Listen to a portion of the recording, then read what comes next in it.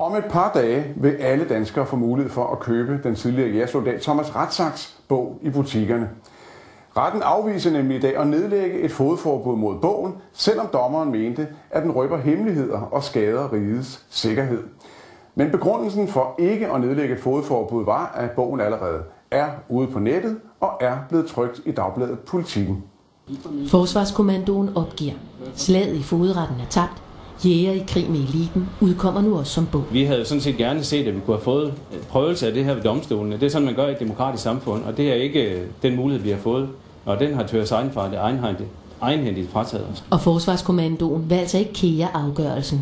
Bogforlaget kan nu frit sælge bogen. Det vi er glade for, det vi er, at hele den sådan absurde del af situationen, at vi var de eneste nærmest, der ikke måtte udgive bogen, at det kan vi komme ud over nu, og vi kan udgive bogen, og det er vi selvfølgelig enormt tilfredse med. Fogedretten skrev ellers i dagens kendelse, at Forsvarskommandoen har sandsynliggjort, at der er oplysninger, som skal hemmeligholdes af militære og sikkerhedsmæssige årsager og af hensyn til Danmarks forhold til fremmede magter.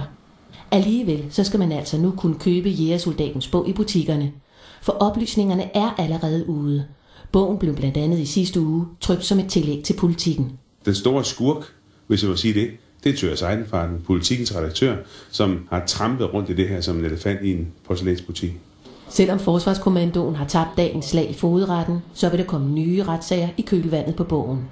Det danske forsvar har anmeldt Politiken til politiet, og forsvarets auditører, de er også i gang. Det er en mand her, som har valgt at overtræde sin tavshedspligt, og det er forfatteren Thomas Rathsack. Lige nu bliver det efterforsket, om der er grundlag for en militær straffesag mod forfatteren, den tidligere jægersoldat.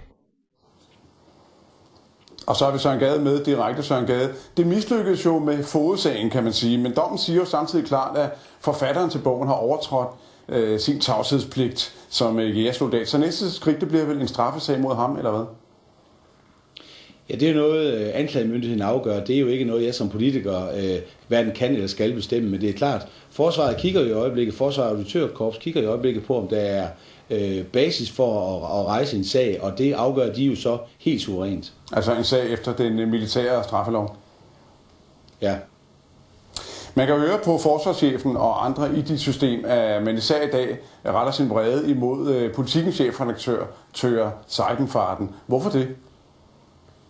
Jamen, jeg sagde også før Thyra Seidenfaden offentliggjorde bogen, at jeg mente, at Politiken skulle vente til efter, at den havde været behandlet i retten, for sådan opererer i et retssamfund. Og jeg er utrolig ked af, at man ligesom kan snigløbe eller omgå et retssamfund ved at bare udgive en bog, og så på den måde sørge for, at der ikke kan blive nedlagt det fogedforbud, som der rent faktisk var basis for at gøre i det her tilfælde. Vi skal jo tænke på, at det er jo ikke et spørgsmål om, hvordan Forsvarskommandoen eller jeg som minister står. Det handler altså om noget større. Det handler om rigets sikkerhed og vores soldaters sikkerhed, og det er altså en alvorlig sag, og derfor ser jeg sådan set meget alvorligt på det, der er sket.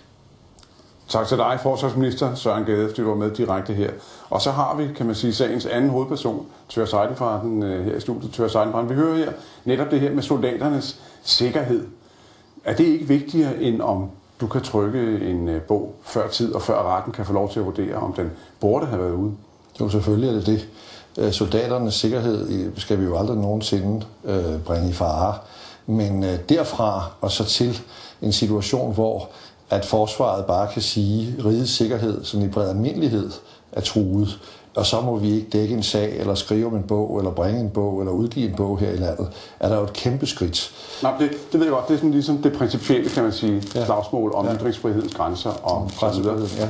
Det, jeg synes, vi skal høre fra dig, det er, om du fortryder nu, hvor retten har sagt, at den her bog burde faktisk af de her hensyn, også til soldaternes sikkerhed, slet ikke have været trygt. Altså jeg glæder mig først og fremmest over, at fogedretten er nået frem til det indlysende, fornuftige resultat, at denne her bog skal udkomme. Vi har jo normalt ikke bogcensur i Danmark. Det er sund fornuft, fordi det også afspejler realiteten i det moderne kommunikationssamfund.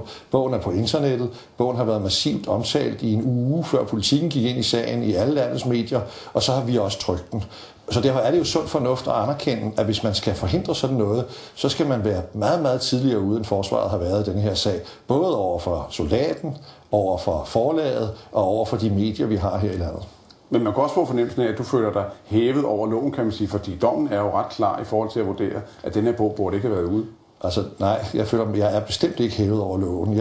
Alt hvad jeg gør, ligesom hvad alle andre medier gør, det står vi til ansvar over for domstolen, efter vi har gjort det. Og det er jo ligesom den ordning, vi har her i landet. Så det er en misforståelse. Så du fortryder ikke noget?